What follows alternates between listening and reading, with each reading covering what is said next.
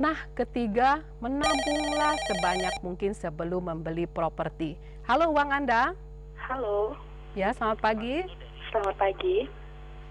Passwordnya Ibu? Uang Anda kembali di tangan Anda. Uang kembali di tangan Anda. Ya. Dari mana dan dengan siapa? Dari Leni di Pontianak. Dari Lili di Pontianak, silakan. Ya, kalau baiknya itu untuk tahap awal investasi buat kaum muda lah ya. Itu lebih ke ruko apa rumah ya kalau buat ini properti. Oke, baik. Ruko atau rumah gitu ya? Iya. Ya, baik. Terima kasih atas pertanyaannya ya dengan Ibu Lili. Nah, untuk kaum muda apabila memang Anda bisa membeli ruko, itu adalah sangat baik. Karena Anda bisa menggunakan di atas sebagai rumah dan di bawah Anda bisa menyewakannya atau Anda bisa berusaha atau memulai bisnis dengan ruko Anda sendiri. Karena ruko di daerah yang sangat strategis adalah sangat menguntungkan. Apabila ruko Anda cukup besar, maka Anda bisa berbagi dengan penyewa lainnya selain Anda juga menggunakannya. Setelah itu, apabila Anda membeli dengan cicilan, maka cicilannya bisa dibayar dengan sewanya juga. Yang perlu disiapkan adalah uang muka. Anda bisa menyiapkan uang muka sekitar 20-30% dari harga ruko itu dan Anda bisa mengajukan cicilan kepada bank. Apabila Anda mempunyai uang tunai, silahkan Anda membayarnya langsung uang tunai untuk ruko Anda. Demikian jawaban dari saya, semoga bermanfaat. Halo, selamat pagi uang Anda. Halo, selamat pagi uang Anda. Selamat pagi Ibu Rina. Iya, selamat pagi Pak. Dari mana? Iya, selamat pagi. Ya. Uang Anda kendali di tangan Anda. Ya. Dengan siapa dan dari mana? Dari Wisnu Bu di Cengkareng. Ya, silakan pertanyaannya. Ya, jadi gini Bu, saya ini kan baru bekerja kurang lebih 2 tahun. Ya. Lalu saya punya tanggungan 1 orang anak, 1 orang istri. Ya. Lalu, ya Bu? Ya, silakan pertanyaannya. Oke, jadi saya ini ada uang sedikit, kira-kira bisa untuk uang muka apartemen gitu. Ya. Tapi saat uang saya dihabiskan untuk uang muka apartemen, untuk backup yang lain kira-kira kurang, sebab kan anak saya ini masih bayi. Menurut pandangan Ibu gimana ya? Apakah cukup safe untuk saya investasi di apartemen untuk saat ini gitu? Ya. Prospek kedepannya bagaimana juga seperti Ya. itu? Baik Pak Wisnu, terima kasih atas pertanyaannya. Yang perlu Anda lakukan sekarang adalah menyiapkan dulu dana darurat. Dana darurat adalah minimal 3 bulan pengeluaran Anda 1 bulan. Misalnya dalam pengeluaran Anda biaya 1 bulan sebesar 20 juta, maka Anda perlu menyimpan 60 juta minimal untuk dana darurat. Itu adalah yang terpisah daripada uang muka untuk apartemen. Nah, setelah dana darurat ini terbentuk, silakan Anda membeli apartemen dengan uang muka dan mencicilnya. Karena usahakan apartemen ini adalah untuk disewakan. Menurut asumsi saya, Bapak sekarang sudah mempunyai tempat tinggal sendiri. Sehingga ketika membeli apartemen dan menyewakannya, cicilannya bisa dibayarkan dari sewa. Tetapi Anda tetap harus mempunyai dana darurat karena apabila tiba-tiba penyewa ini belum ada dalam 1-2 bulan, maka Anda harus membayar maintenance atau service charge untuk apartemen Anda. Demikian jawaban dari saya, semoga bermanfaat.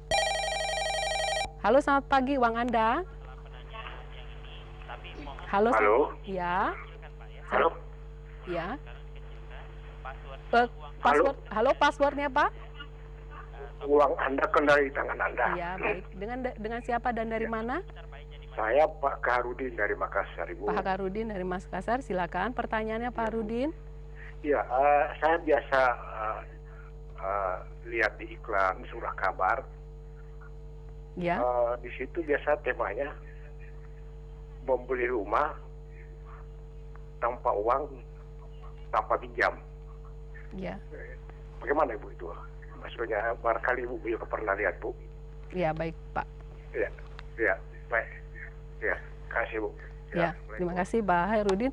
Nah, ini adalah apa yang Bapak tanyakan adalah memang ada di dalam satu bisnis properti untuk menggunakan itu.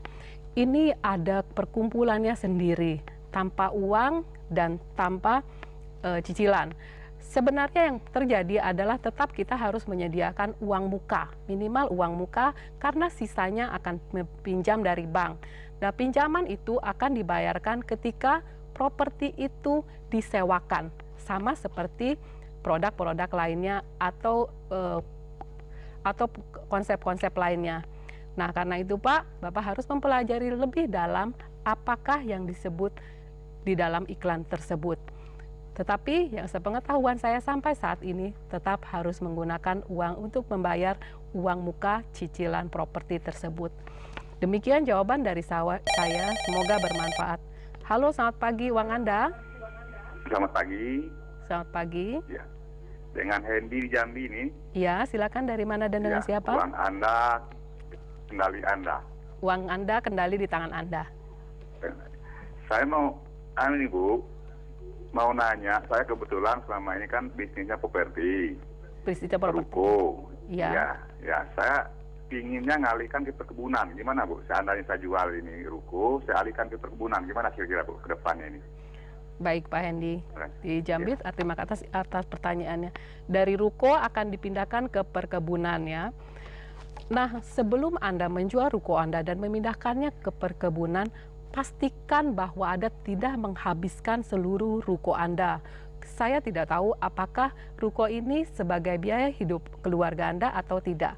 Apabila ini sebagai biaya hidup keluarga Anda, maka jangan dihabiskan seluruhnya untuk dialihkan ke perkebunan. Karena seperti kita tahu, perkebunan memerlukan jangka waktu yang cukup panjang untuk dapat menghasilkan. Dan resikonya cukup tinggi karena bisa jadi ketika sedang berkebun terjadi hama ataupun cuaca yang tidak baik sehingga menyerang perkebunan kita. Nah, itu saran dari saya untuk Bapak Hendy, semoga jawaban saya bermanfaat. Nah, baiklah sahabat uang Anda, demikian penelpon terakhir dalam segmen interaktif kita. Kini kita masuk ke segmen email Anda.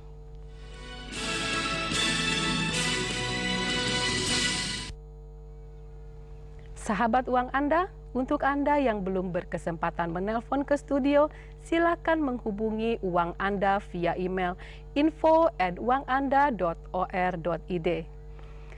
Kini saya akan menjawab pertanyaan yang dikirimkan melalui email dari Ibu Happy Asmara di Bogor. Bu Rina, saya ingin merintis bisnis properti, tapi tidak punya banyak modal. Bisakah memulai bisnis properti dengan modal terbatas? Baiklah Ibu Happy yang baik, berapapun uang kita sebenarnya bisa untuk berbisnis properti. Tanpa modal pun Anda bisa berbisnis properti. Misalnya ada pemilik tanah seluas 100 meter persegi. Dia ingin menjual tanahnya setelah dibangun, namun tidak punya uang untuk membangun rumah. Anda bisa cari kontraktor atau pemilik modal untuk membangunnya. Biarkan tanahnya tetap atas nama pemilik, kontraktor yang bangun, dan kita yang membayar kalaupun rumah sudah laku. Anda bisa mendapatkan bagi hasil dari bisnis ini. Tentu saja Anda harus jeli dalam mencari pihak-pihak yang mau bekerja sama dengan pola seperti ini. Sahabat uang Anda, sebelum berpisah, saya ingin memberikan beberapa tips untuk menghindari penipuan yang berkedok penjualan apartemen. Berikut adalah ciri-ciri pengembang yang nakal. Pertama, tidak transparan. Pengembang yang nakal biasanya tidak transparan sejak awal, selalu memberikan angin surga, janji-janji muluk, dan penjelasannya tidak masuk akal. Kedua, mengobrol janji-janji kemudahan. Mereka juga biasanya memberikan janji-janji kemudahan untuk menarik konsumen. Padahal pada kenyataannya, untuk mendapatkan surat-surat legalitas pembangunan apartemen seperti izin prinsip, IMB, sertifikat lahan apartemen tidaklah terlalu mudah. Bermasalah dengan track record, cari tahu tentang track recordnya. Perhatikan apa sajakah proyek-proyek yang sudah pernah dikerjakan dan bagaimana mereka menyelesaikannya. Apakah ada masalah? Sahabat Uang Anda, demikianlah Uang Anda episode kali ini. Mudah-mudahan penjelasan saya dapat membantu Anda mengelola keuangan dengan lebih baik lagi. Bila Anda ingin mengajukan pertanyaan, kritik maupun saran, silakan kirim ke alamat email kami info@uanganda.or.id atau bergabung dengan grup Uang Anda di Facebook dengan alamat Uang Anda atau follow kami di Twitter di @uanganda. Kami akan memberikan souvenir bagi setiap penanya yang mengirimkan pertanyaan paling menarik. Saya Rina Dewi Lina, sampai jumpa lagi di hari dan jam yang sama hanya di TVRI. Uang Anda, kendali di tangan Anda.